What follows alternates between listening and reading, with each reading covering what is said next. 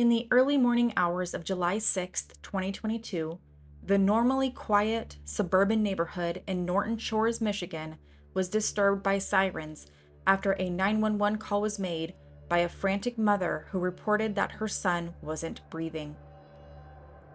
When EMTs arrived at the scene, it was immediately clear something terrible had happened and the boy was beyond resuscitation. But as police walked around the house, they noticed something very unusual that would be the catalyst to uncovering the unimaginable horror that took place in that home.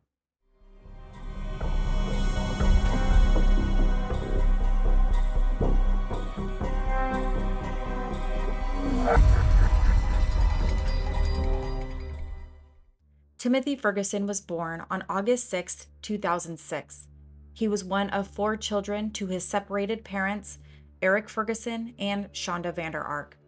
Early on, Timothy was diagnosed with autism and ADHD.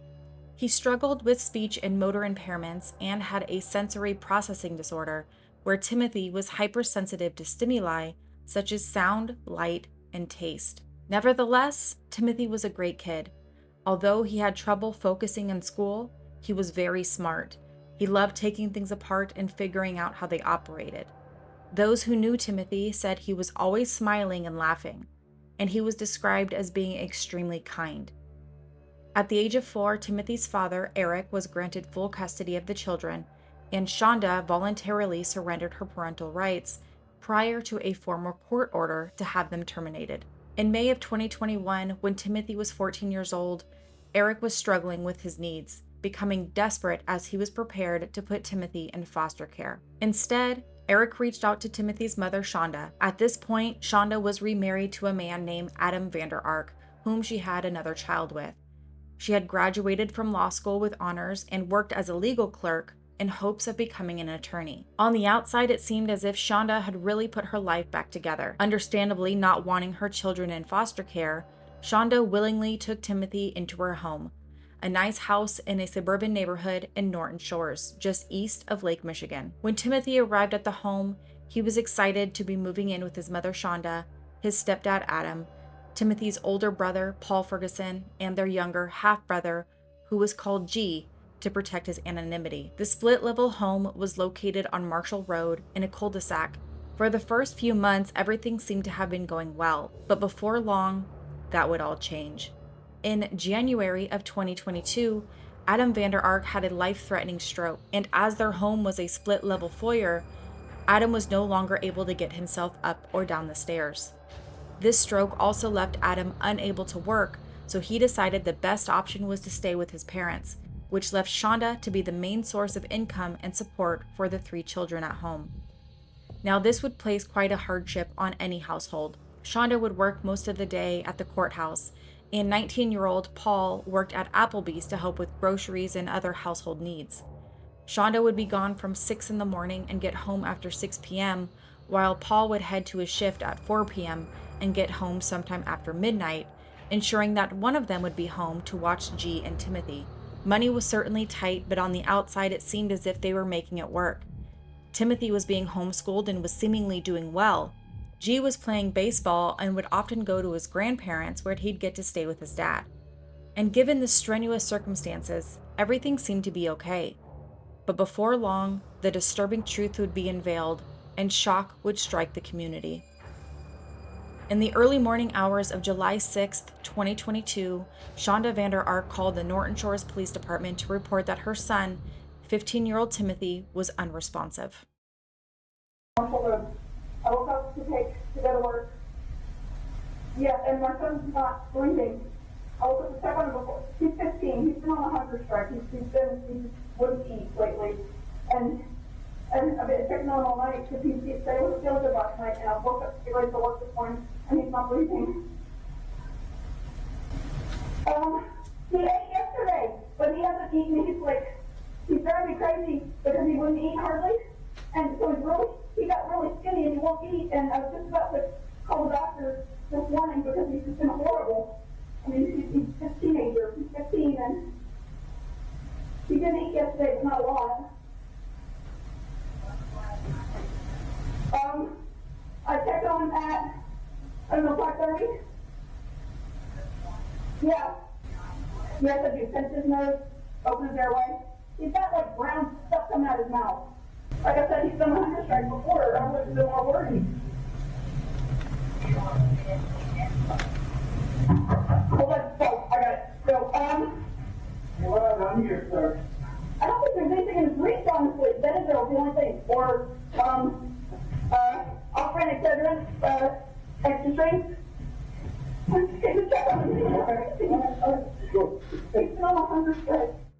Now, in that call, you can hear Shonda repeating that Timothy was on a hunger strike. He hadn't been eating and he's gotten very skinny, perhaps suggesting Timothy had starved himself to the point of unconsciousness.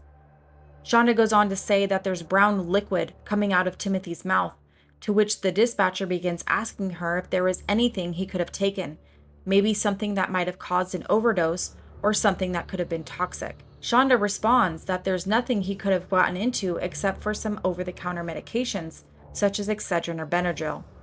Shonda tells the dispatcher that she had been up all night checking in on Timothy because he said he wasn't feeling well the night before, specifically mentioning that the last time she checked on him was 5:30 in the morning, just about an hour before she called 911. Now, minutes into the call, the EMTs arrived to find Timothy downstairs in his makeshift bedroom. And what they witnessed is a scene they will never forget. Timothy was in terrible condition, far worse than anything they had imagined. He was extremely emaciated as his bones protruded from his skin. No muscle nor a single ounce of fat on his body. They assessed Timothy to begin any life-saving procedures, and when an EMT felt for a pulse, Timothy was cold to the touch and stiff as rigor mortis had already begun to set in. Timothy was far beyond resuscitation. When police arrived around 6:40 a.m., EMTs had already pronounced 15-year-old Timothy deceased. An officer found Shonda sitting on the front porch of her home, seemingly distraught after such a traumatic event. When they began asking her what happened, she repeated the same story she told the dispatcher. Timothy had been on a hunger strike. He hadn't eaten for weeks, refusing any food. And according to Shonda's story, this wasn't the first time he had done this. He's been wearing really loose clothes the last couple of weeks. He's really skinny. He's really skinny, and I didn't notice till this morning because he wouldn't, I asked him if he's okay, and he would not answer me. He's 15, he's been... He has autism? Yeah.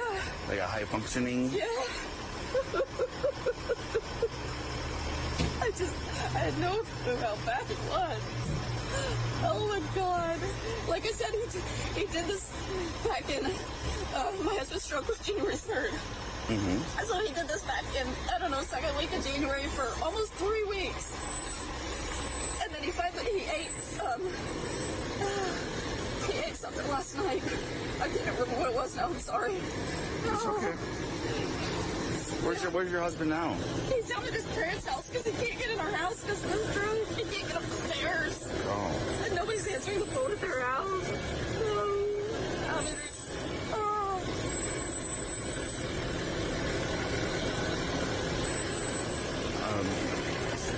You can go back in the house if you want, but I can't.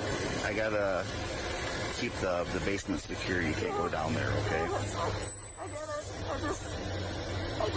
I had no idea. I would have taken him in or something. Oh. Now, you said the last time you saw him was 5:30 this morning? Yeah. Did he say anything? He had fallen out of bed. At 5:30? Yeah. You sure it wasn't earlier? I mean, it's possible. I thought it was 5:30, but I wasn't super awake. I heard a thump, and I came down, and he's kind of laying on his side, kind of like, what the heck? And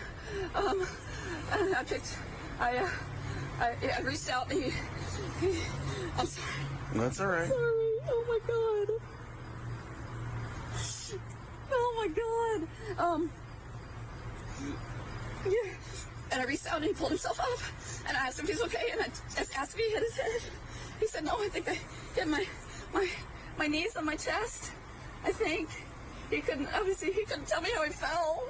Oh my God. No, I don't know what to do. Oh my God. He said, it's okay. How could I have missed that?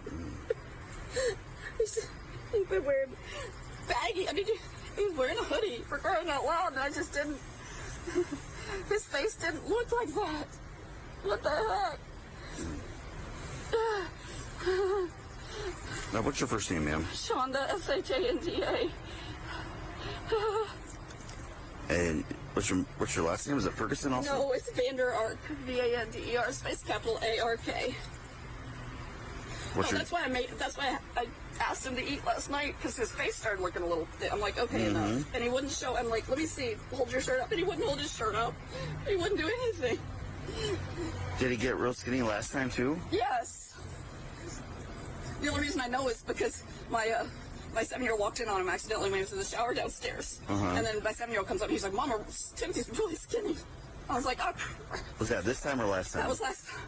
That was like first week of February is when he discovered that. And I told him he was either going to start eating multiple times a day, or I was taking him to the hospital, and he didn't want to go to the hospital, so he ended up eating on his own. Yes.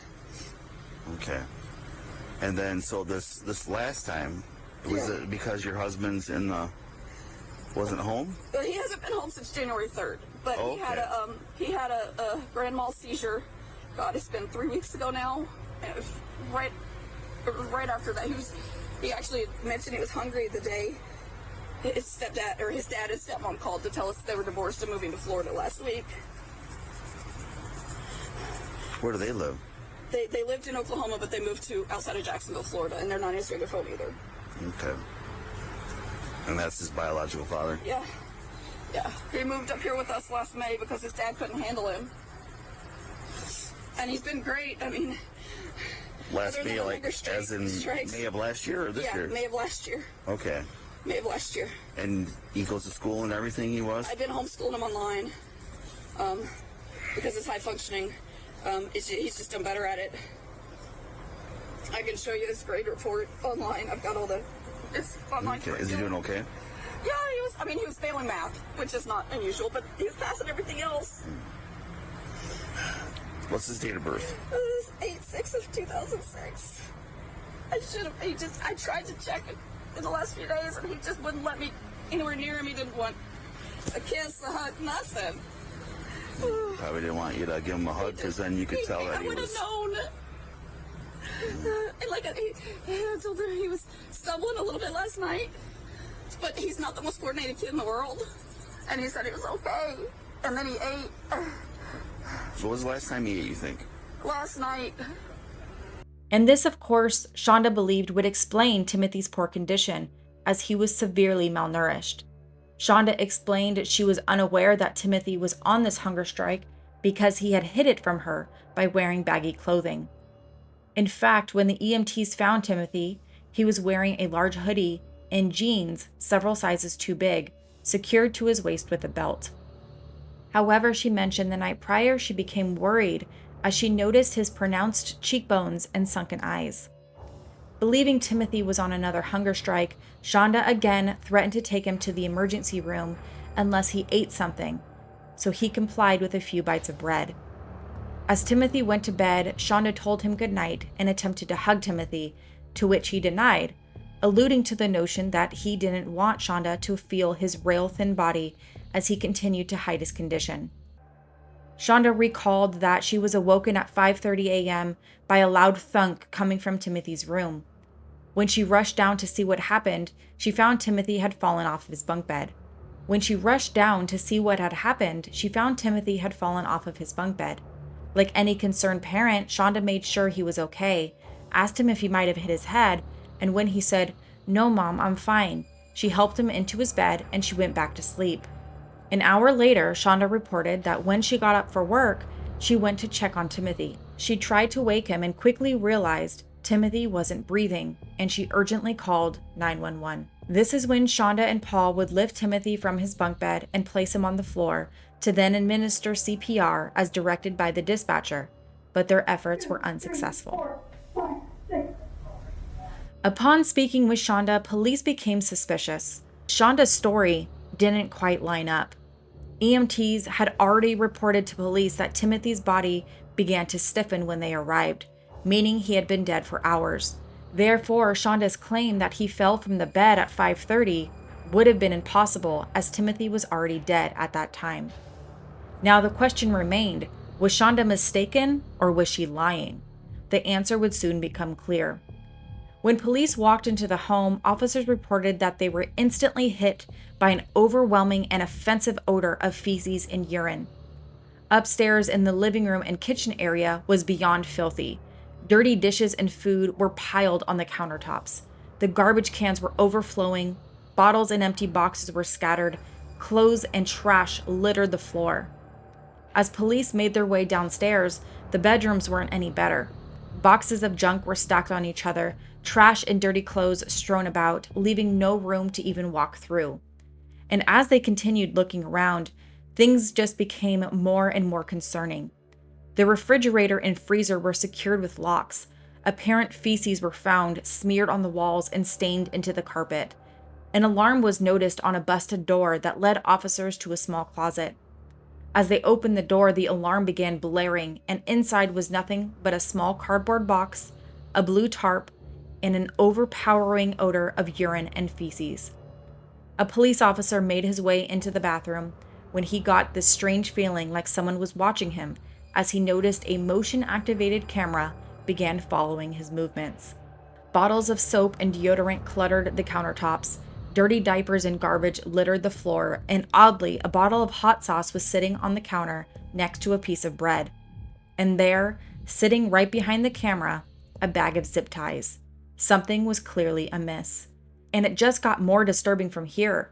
When they began searching Timothy's bedroom, more cameras were found, one directed right at his bed and another one sitting on a pile of junk under his bed. It was like every movement and every breath that Timothy was making was being obsessively monitored. And when a pair of shackles were found near his bed, officers feared that something much more sinister had taken place. When a search warrant was granted for the seizure of Shanda's property, text messages and photos would expose the shocking truth of what really happened, and camera footage would reveal the disturbing moments leading up to Timothy's last breath and who was really responsible for his tragic death. It all began in February 2022, just weeks after Shanda's husband moved out of the house. Timothy was not in fact on a hunger strike, nor had he ever been on a hunger strike. Instead, he was being deprived of food altogether as a punishment for his bad behavior after he was caught stealing a bag of chips from the pantry. Locks were installed on the fridge and freezer after Timothy was so hungry that he ate a 2-pound bag of frozen chicken nuggets and a pound of raw bacon. In April, Timothy had already lost a lot of weight. He became so desperate for food, he ate the crust of an old burger that he found discarded in the trash can. When Paul reported this to Shanda, she instructed Paul to make Timothy throw it up. So Paul stuck his fingers down Timothy's throat. And Timothy's punishment for quote-unquote stealing this food, he would be fed bread soaked in hot sauce. The same hot sauce the officer found in the bathroom, Elijah's Extreme Regret hot sauce, which contains Carolina Reaper and Trinidad Scorpion chili peppers, the 2 hottest peppers in the world. Other times the hot sauce would be forced directly down Timothy's throat. Now Timothy wasn't only being deprived of food, but he was being deprived of any sort of love, care, or dignity. He was deprived of any comfort or privacy. Timothy was forced to clean the house with no pants or shirt. Motion sensors and cameras were installed to contain Timothy in the basement area, as he was not allowed to go upstairs. More specifically, he was confined in the small closet where officers found the blue tarp. No blankets, no pillows, just the blue tarp. And this became Timothy's room. The space smaller than a jail cell. And let's be honest, it wasn't a room, it was a cage used to imprison Timothy as he served a life sentence under Shanda Vander Ark's law. Timothy was doing whatever he could to survive. He found that if he opened the closet door slowly enough, the motion sensors wouldn't activate, giving him an opportunity to sneak out and find some food. But each time, Timothy was caught, and Paul was sure to report this defiance to his mother. So Shanda and Paul decided it would be best to secure Timothy's arms and legs with zip ties or shackles to restrict his movement. Timothy would complain the zip ties were too tight as they constricted his protruding wrists and ankles. The zip ties were also used as makeshift handcuffs to attach motion detectors to Timothy's wrists or on his clothing to ensure that he didn't move for the extended periods of time during his punishments, even overnight. If he did move, Shanda's phone would be notified, informing her of his every movement, oftentimes disturbing her sleep, to which Timothy would need to be punished. And this created an ongoing, unbreakable cycle of continuous punishment that made it blaringly obvious, if it wasn't before, there was nothing Timothy could have done that would have pleased Shanda. She seemed to enjoy torturing Timothy, as his every action or inaction resulted in further punishment. Knowing that Timothy was hypersensitive to sound, when the alarms would go off on the motion detectors, whether on the door or the one secured to his body, Shanda refused to turn them off as another way to punish Timothy, as he suffered from the blaring noise when they were activated. If Timothy had to use the restroom, he was first required to ask for permission to do so. If and when he was granted permission, Timothy was given time restraints. He was allowed 1 minute to urinate and 2 minutes to defecate. Shanda wanted to be sure that Timothy wasn't sitting longer than he was allowed. In fact, Shanda considered giving Timothy salt water as a punishment, but decided against it as he would have too much time sitting on the toilet from the diarrhea it would likely cause. As any normal person would struggle with such restrictions, Timothy would often have bathroom accidents, so Shanda and Paul solved this problem by putting Timothy in adult diapers. And if he went to the bathroom in those diapers, he would again be punished. Shanda and Paul began to punish Timothy with physical activity such as wall sits, standing flush with the wall, or kneeling with his nose in the corner and his hands over his head. He was forced to do these for hours on end, sometimes overnight, depriving him of sleep for days at a time. For months on end, Timothy wasn't allowed to go outside unless he was being punished by having to walk the dogs in the backyard or run up and down the stairs, where he would be out of sight to neighbors. And if he was moving too slowly, Paul was instructed to chase behind Timothy to quicken his pace. For Timothy, who already struggled with motor impairments, autism, and sensory processing disorder, these physical activities were tremendously difficult for Timothy in the condition he was in, as he was losing pound after pound, having no food or sustenance. His weakening, frail body struggled to simply move, let alone participate in these types of strenuous exercises. Timothy would often need to use the walls for stability to help him walk. Sometimes he would end up collapsing on the ground. Paul would scream at Timothy, "Get up! No crawling! Stop faking it!" And as Timothy moaned in agony, reaching to Paul for help as he struggled to walk, Paul pushed Timothy off of him, yelling, "Stop leaning on me! You don't need support!" And each time, Paul would report to Shanda that Timothy wasn't behaving. Timothy was being defiant. So Shanda punished him further and accused Timothy of faking it. As the punishments progressed, Shanda instructed Paul to put Timothy in ice baths for hours on end, as she would watch in on these punishments through the camera perched on the countertop.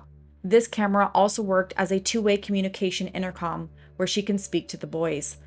Paul was directed to reposition Timothy's body in the tub to ensure he couldn't enjoy an ounce of comfort. He wasn't allowed to simply rest his head on his shoulders. Shanda would closely monitor Timothy through the cameras and made sure Paul was doing the same. If Paul did not comply to the sick and twisted wishes of Shanda, he too would be punished. But Paul's punishments paled in comparison. His punishments didn't include being starved or imprisoned. Instead, Paul's gaming devices would be restricted. As the months went on, Timothy began losing weight at a rapid pace, becoming weaker and weaker. As Shanda, Paul, and G were eating burgers, KFC, and takeout, Timothy was made to eat bread soaked in hot sauce, if anything at all. On June 13th, Paul texted Shanda reporting that he caught Timothy trying to sneak food again, and when Paul yelled at him, Timothy became momentarily unresponsive. And for a brief moment, Paul became concerned with what he witnessed. He sent a photo of Timothy to Shanda, showing his emaciated body, to which he warned, "He's bone thin, Mama. I honestly think we need to actually feed him." To which she didn't reply in shock or worry or concern. She didn't seek help. No. Shanda responded, "Kay, give him bread, please," followed by, "I hear you. Give peanut butter sandwiches and water." finally saying, "The unresponsiveness is probably fake, but I see what you mean." Paul responds by sending Shonda another photo showing Timothy's frail legs, stating, "Also, it's no wonder why he's hardly capable of standing." Shonda allowed Timothy to eat the peanut butter sandwich, but then it was back to the punishments as usual. Timothy was shoved back into the closet while Shonda searched for an alarm system that would make it more difficult for Timothy to sneak past.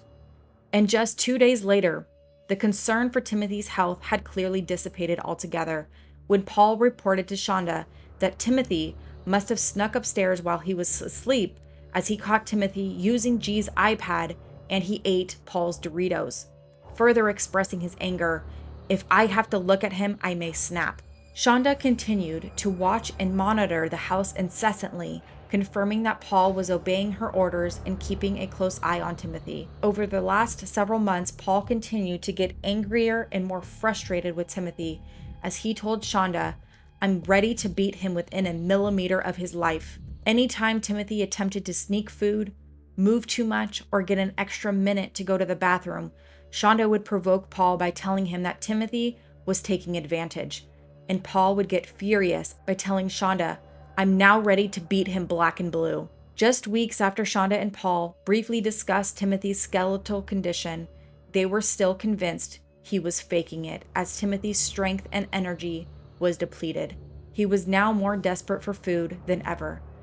Shortly after Shonda left for work on the morning of July 5th, she told Paul, "Timothy was doing his fake stumbling and falling last night, of course, so I decided to prove once again how fake it is. I asked him if he would stop doing that if he could eat a whole pizza by himself, and he said yes, of course. And then I told him how obvious it was that it was fake, and he had just proven that yet again. And of course, he just looked down and didn't respond." On that same day, just after noon, Paul reported to Shonda that as he was attempting to wake Timothy, he wasn't responding. Paul was yelling and shaking Timothy, but to no prevail. So Shonda instructed Paul to put Timothy in an ice bath, figuring that would get him to react. As Timothy was lying unresponsive in the ice bath, Shonda watched in through the camera. She would yell at him through the intercom, but Timothy still didn't move. So she told Paul to tempt him with a pizza roll to see if he would take it. And as the pizza roll grazed his lips, Timothy gathered just enough strength to take a bite.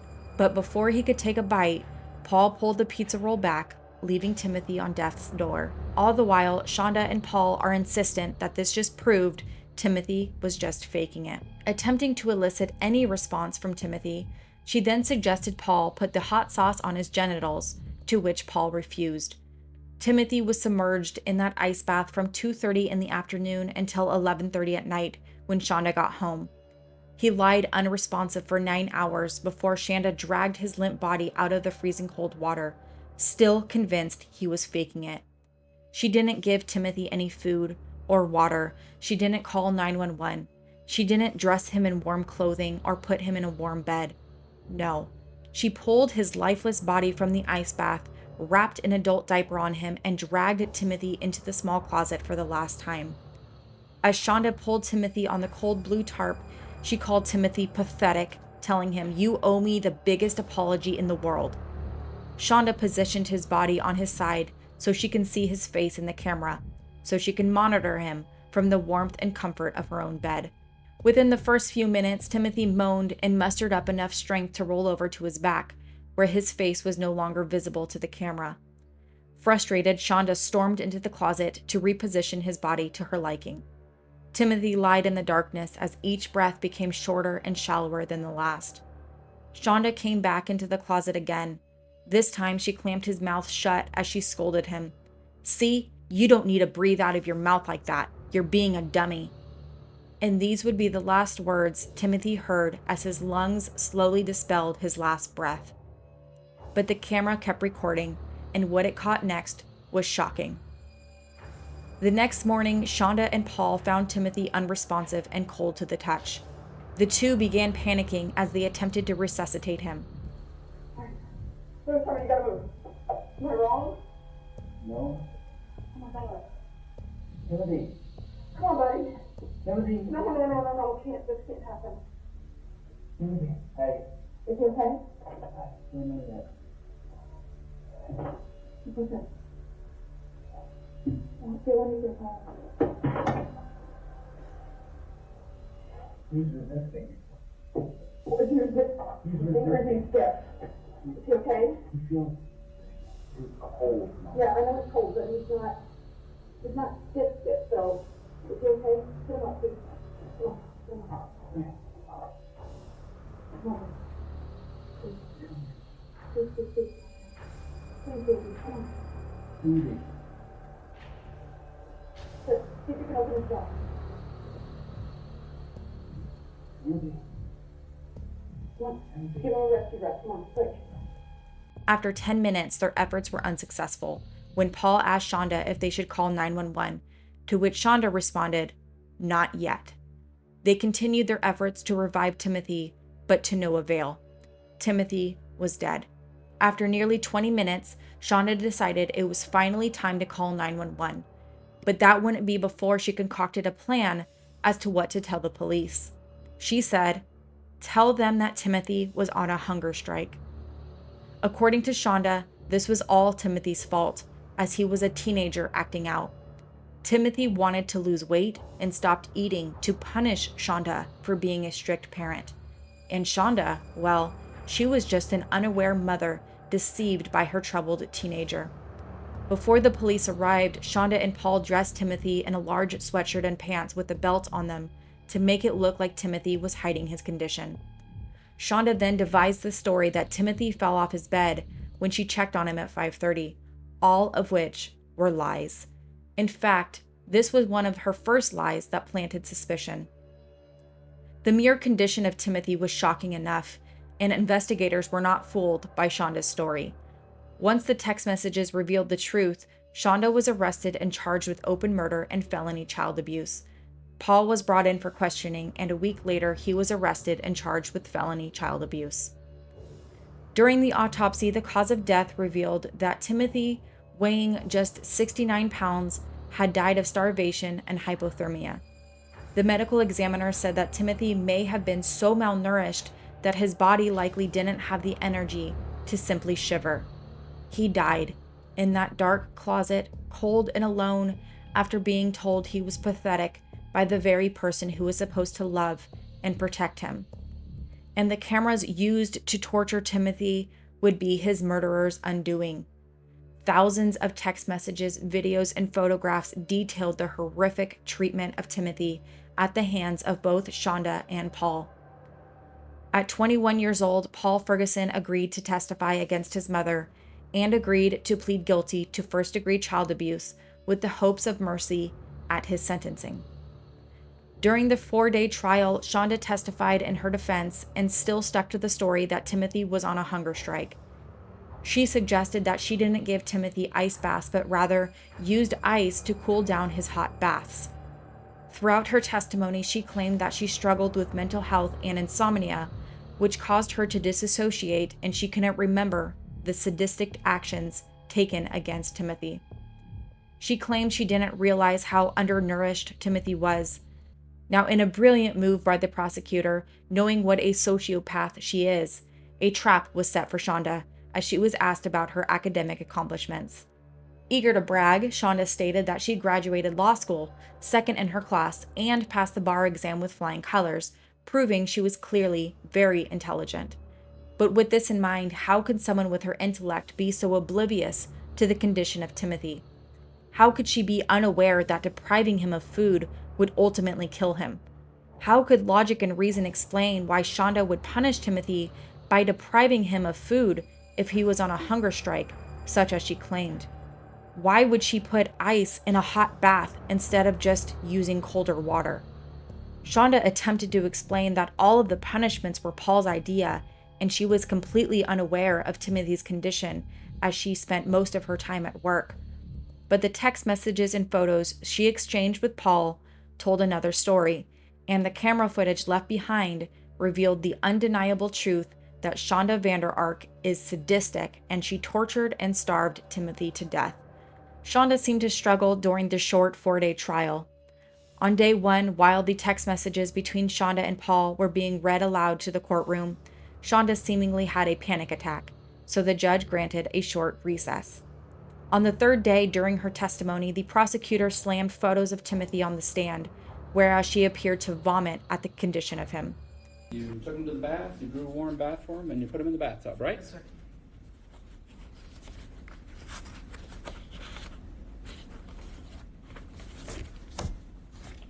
This is hours before he dies, right? Yes, sir. You look like that when you put him in the bathtub?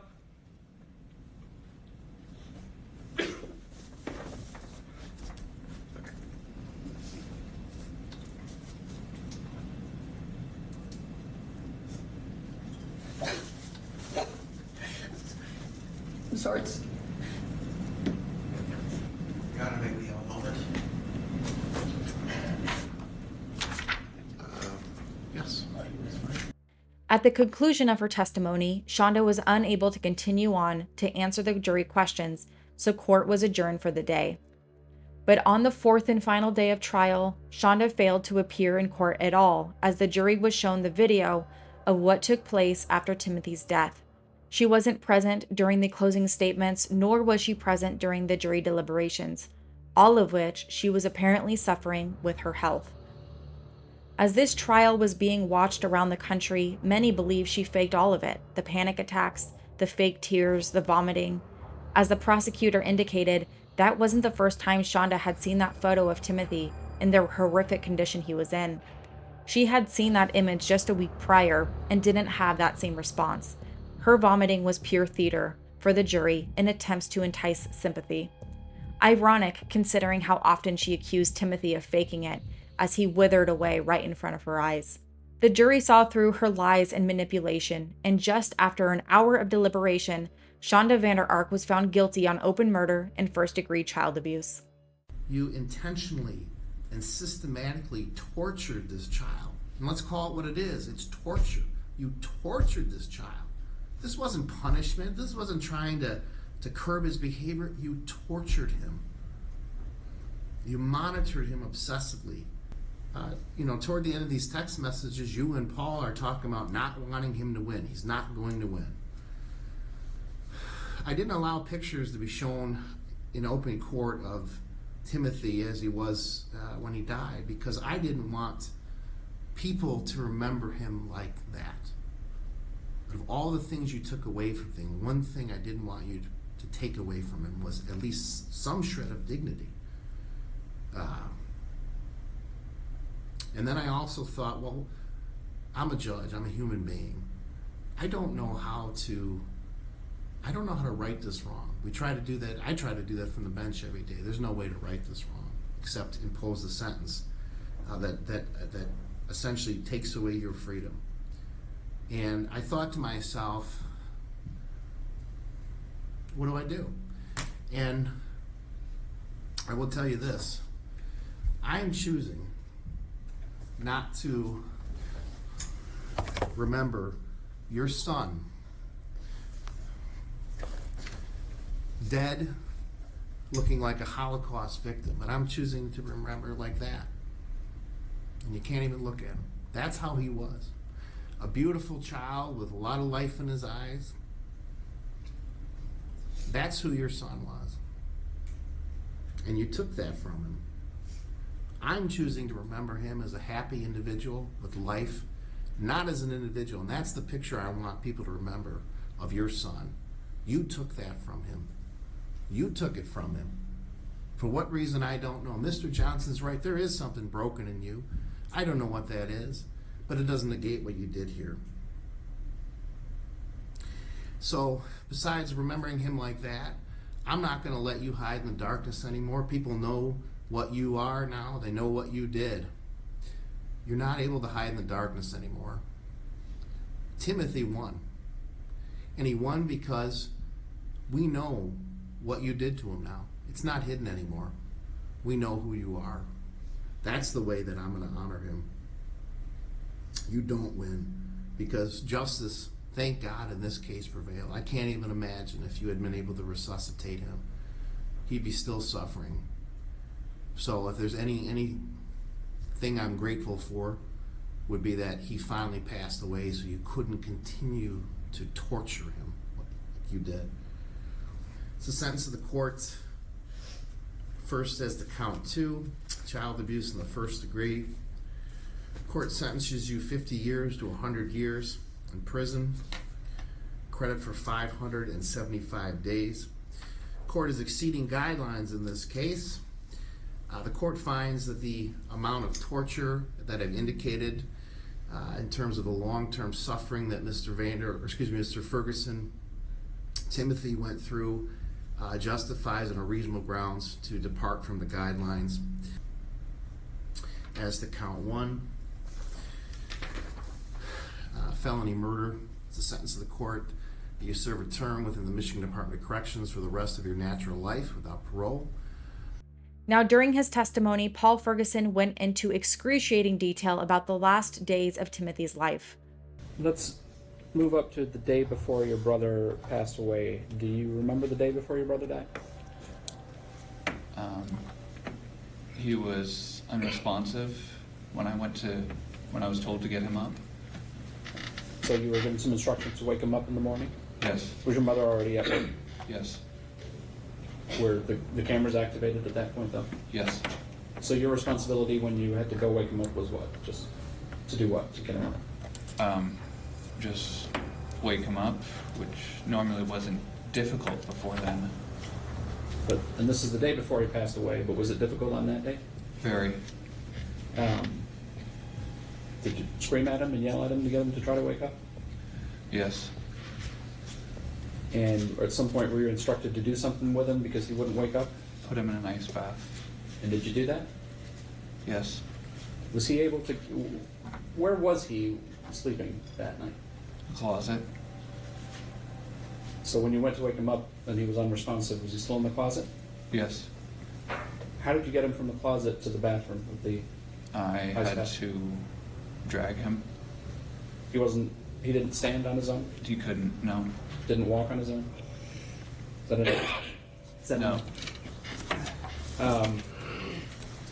Was he even talking at that point? No. Do you remember about what time it was that you put him in the ice bath? Not exactly, no. If the text message indicated it was around 2 o'clock, does that sound about right? Yes. Was your Yes. mother giving you instructions on what to do with him while he was in that tub at that point in time? Yes, sir. What was she telling you to do? Make him uncomfortable, and at one point she had me heat up a pizza roll to see if he would be responsive to enticement. Did you actually do that? Yes. And what did you, so describe for the jury exactly what you did with that pizza roll with Timothy in the tub. I held it close, and when he responded, as per instruction, I was to pull it away from him. So did you actually do this? Yes. So you actually held a pizza roll in front of him to see if he would respond? Is that yes? Yes, sir. I know it's difficult. Did he respond? Yes, sir. And what did you do when he tried to respond? I had to, or as I was told, I pulled it away. So we didn't get to eat the pizza roll. So you put him in the tub around 2. Did your mom come home at 6? Yes. And when your mom gets home at 6, did you go to work at that point in time? She drove me to work, yes. And was Timothy still in the tub at that point in time? Yes. So you and your mom drove to Grand Haven to drop you off at work, and Timothy's just in the tub? Yes, sir. Was he even physically able to move around at that point in time? No.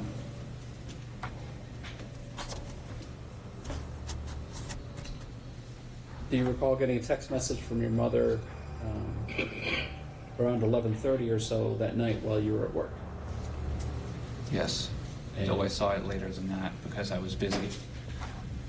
So you received the text message, but you didn't actually read it until a little bit later than it was received. Yes, sir. And what did you understand from that text message from your mother about where Timothy had been up until the time you were at work at 11:30 at night? Still in the tub. So that's 9 hours plus from the time that you first put him in the tub at 2 o'clock? Yes. When did you next become aware that something was happening with Timothy? The next morning. And what happened? I'd gone to the laundry room to get a pair of clean socks and was then made aware that he was not breathing. And where was he at that point in time? In the closet. And who made you aware that he wasn't breathing? Shonda. Was he on his bunk bed? No. Was he ever on his bunk bed from the time that he was in that small closet until the time the police arrived? No, sir. Do you know how much time passed from the time that you first became aware he wasn't breathing until 911 was called? 18 minutes? And during that 18 minutes, did you tell your mother or ask your mother if you were going to call 911? Yes, sir. Do you remember what she said? She said no. So you didn't call 911 at that time? No. During that time period, what were you doing? I was attempting to resuscitate, though it was too late.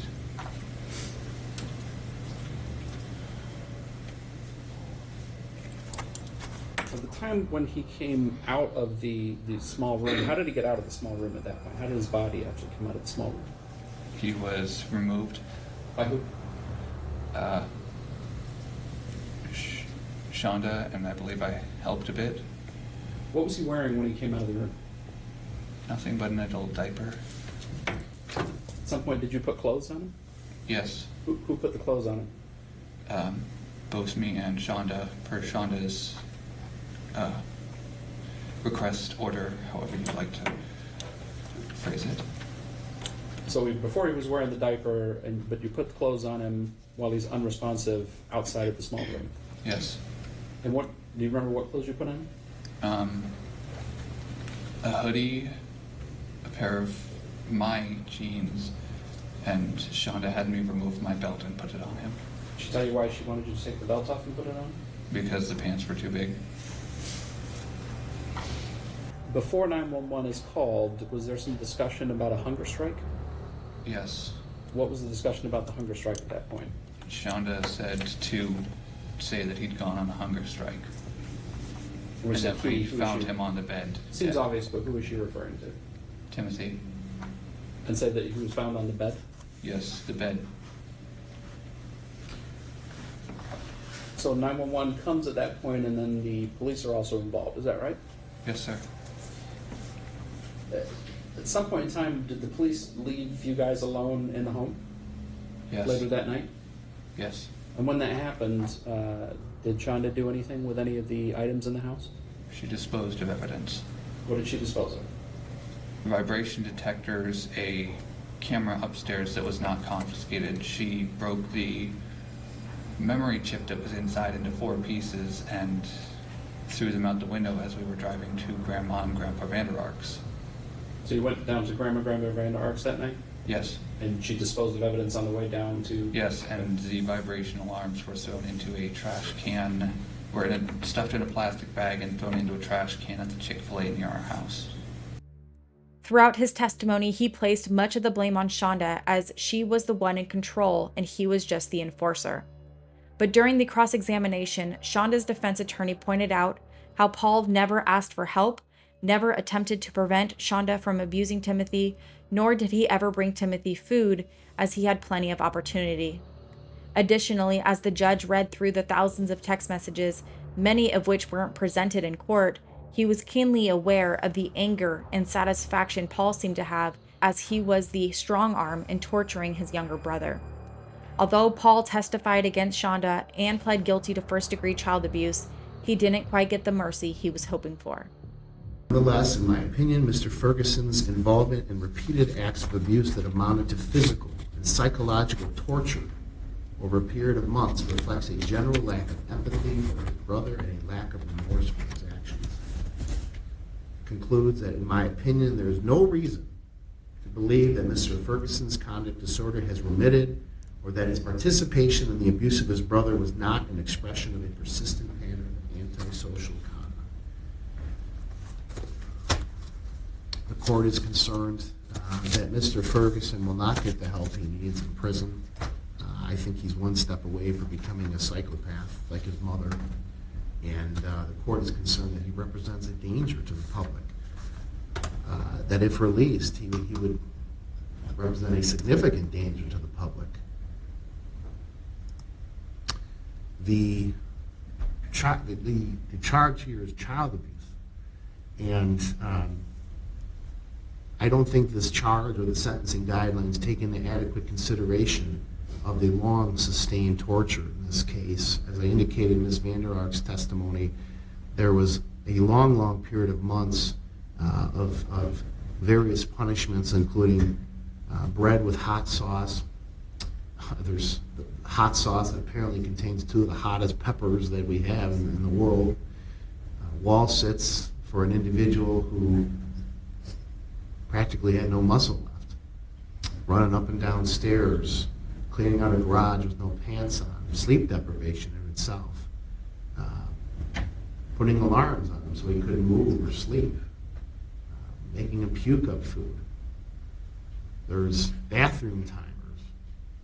Sleeping in the closet with a tarp down, which quite frankly might be considered animal abuse. But we have a human being here. Making his hands over his head. And then at the end of his life, an 8-hour practically ice bath that killed him. So no, I don't think any of those things are adequately taken into consideration by the guidelines. And I don't think the guidelines, quite frankly, can even, these guidelines don't justify Mr. Ferguson's actions. Mr. Ferguson, I think you are a product of your environment, but I don't believe you that you're sorry. I don't. I don't think you have empathy. I don't think you have any emotion whatsoever. And that's what scares the court. It really scares me. I think you're sorry that you're here. I think you're sorry you got caught. I don't think you wanted Tim to die either, like your mother, because you would get caught and you wouldn't torture him anymore. And believe me, I've tried to sit here and try to think, well, maybe Mr. Ferguson's not as bad as Mom. I think you're just as bad, if not worse. If not worse. Because you had a job. You could have, Mr. Johnson actually asked you, couldn't you have brought home a thing of food for him? You could have gone to a neighbor and said, hey, my mom's abusing him. You could have grabbed him and got him out of there. You could have done any number of things to stop this. And you chose not to. Your own brother. And this is where we're at. So, based on all that, the sentence of the court, you serve 30 years to 100 years in the Michigan Department of Corrections. Credit for 592 days you've already